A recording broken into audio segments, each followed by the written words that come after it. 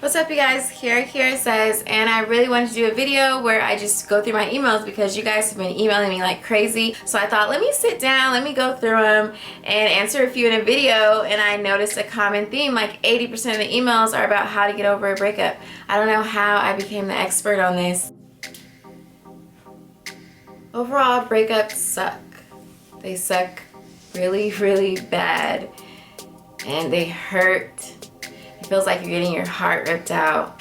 But I'm going to do my best right now to give you guys my opinion from personal life experience on how to get over a breakup, how to get over a broken heart, and just how to handle that, how to be okay, because it seems like all you guys are breaking up.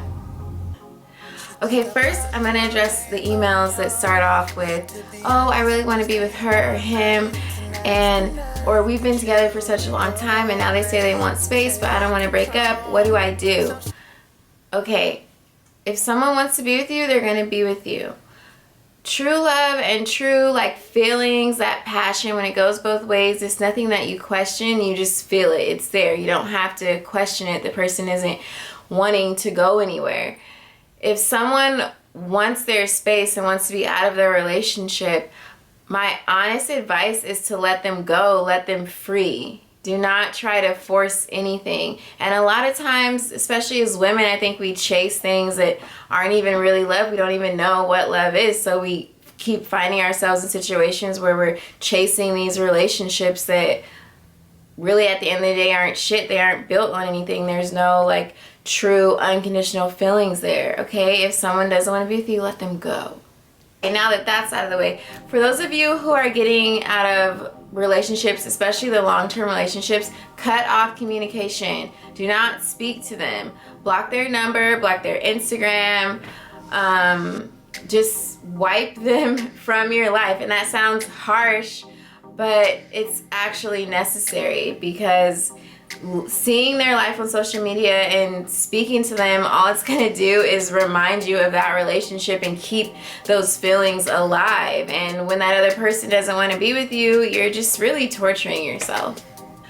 Now, cutting off communication is really, really hard. And one of the hardest things about it is going to be that all you want to do is sit there and like stalk them and try to figure out ways to make them want to come back to you, but you have to keep in your mind that they're probably not coming back. One thing you can do to take your mind off of that relationship is to focus on yourself. And I know that everyone says this, but I'm going to break it down to you guys. Here's how you take the focus off of your ex in the relationship and put it onto yourself. First of all, you need to find a hobby. You need to do something that is productive. Whether it's going back to school, you know, go and enroll. If you have been talking about doing it all year, finally go do it. Redecorate your home. Go volunteer your free time at an orphanage somewhere. But do something that is productive and something that puts a smile on your face that you can go and spend time doing, that kind of takes your mind off of that relationship. Do not think it's okay to sit in one place and dwell on it. Also, upgrade something. You know, give yourself a little boost, a little extra confidence, because getting out of a relationship can really drag your confidence down. There might be a chance of opening up lines of communication at some point. I feel like the true test is to imagine them in a relationship, kissing and holding hands and all over someone else. If that doesn't make you want to like throw up and cry, then maybe you're strong enough to open up the lines of communication and possibly even be friends. But for most of us, that's never going to happen. Now, don't get me wrong, these things take time. Spend that free time that you do have, your newfound freedom, please spend it doing something for yourself. Sometimes that other person may still maybe care for you a little bit or want you in their life for a specific reason. So they might give you just enough to keep stringing you along and keeping you there on the sideline.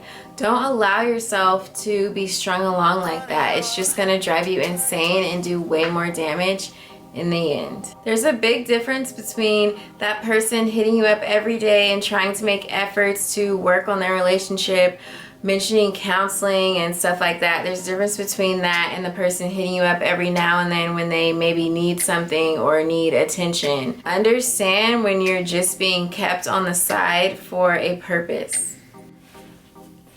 And I know that this last bit of advice might be a little bit hard, but at the end of the day, you cannot hold any hate in your heart for them. Positive vibes only.